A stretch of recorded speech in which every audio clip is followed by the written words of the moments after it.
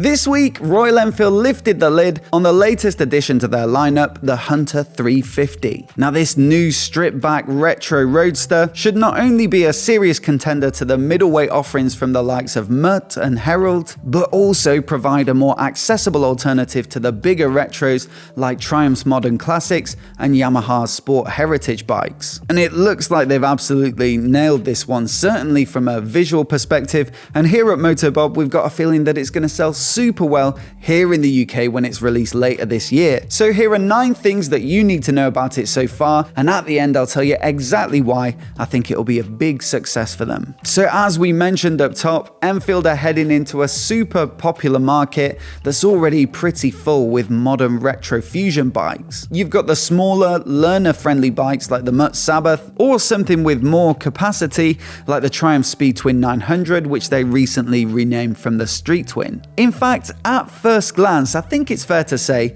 that this new Hunter 350 bears more than a slight resemblance to Triumph's best-selling retro.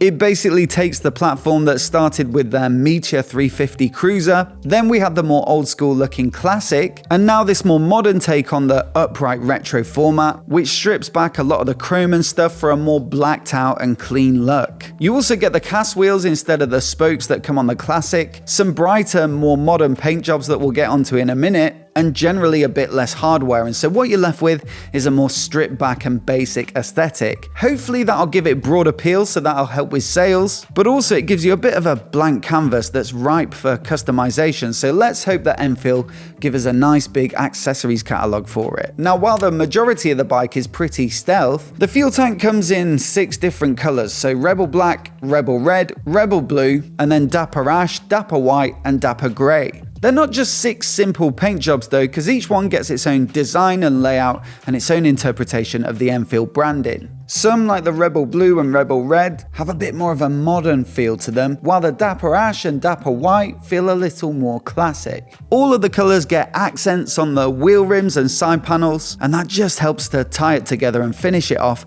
and give a bit of unique styling to each variant. Now, like the other bikes in their lineup, the 6 colours are expected to be split over 2 different price points, with the Rebel variants having a little more detail and premium feel, and so those are probably going to come in slightly higher. I also noted these retro Hunters on the Indian website with simpler color schemes, a lower price, and spoke wheels, but they're not mentioned in the global press release, and so perhaps they're just for the Indian market. The blacked out styling isn't just a visual thing though, because by stripping back the chrome, adding things like fork covers, and swapping out the spokes for the cast wheels, Enfield have actually designed a bike that's super easy to clean and maintain, and that should help to keep it looking fresh. Realistically, that's perfect for the intended target market, so newer riders and people commuting through the city where sometimes you're using the bike every single day, no matter what the weather. It's even more important if you live in town where you might not have access to a driveway or bike cleaning facilities, and so while we're not saying that it's going to be totally maintenance free,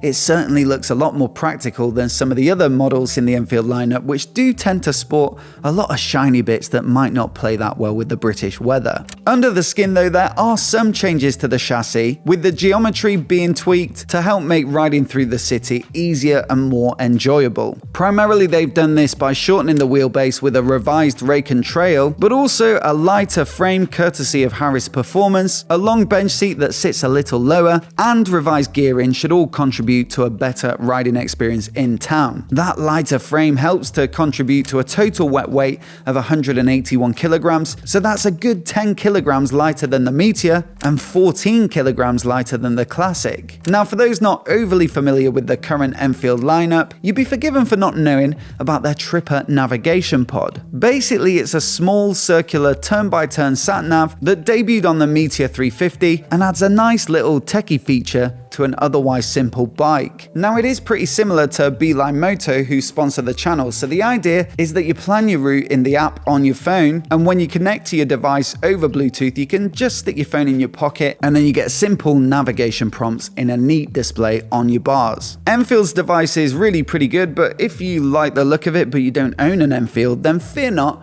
because you can pick up the Beeline Moto and it'll fit on pretty much any bike. It's a great product that I thoroughly recommend because it looks super neat on on the bars, and it has a brilliant app with loads of great route planning features. And so there's a link in the description to my full review video, as well as their product page where you can find out more. As for the Tripper, well, unfortunately, it doesn't come as standard on the Hunter, but it will be available as an optional accessory. And I think you'd expect it to be pretty popular with a lot of riders because this is a bike that's about aesthetics. So clamping a big phone onto the bars is going to kind of ruin that neat retro cockpit. And so either of those devices is going to look a lot better. Now, Enfield don't really overload their bikes with super complicated tech and electronics and gadgets, and the Hunter 350 is no exception. It's pure and simple, which feels right at home on this style of bike. The instrument cluster is a mix of digital and analog, and you've got that main dial that shows your speed, while the smaller digital display shows the odometer, the trip meter,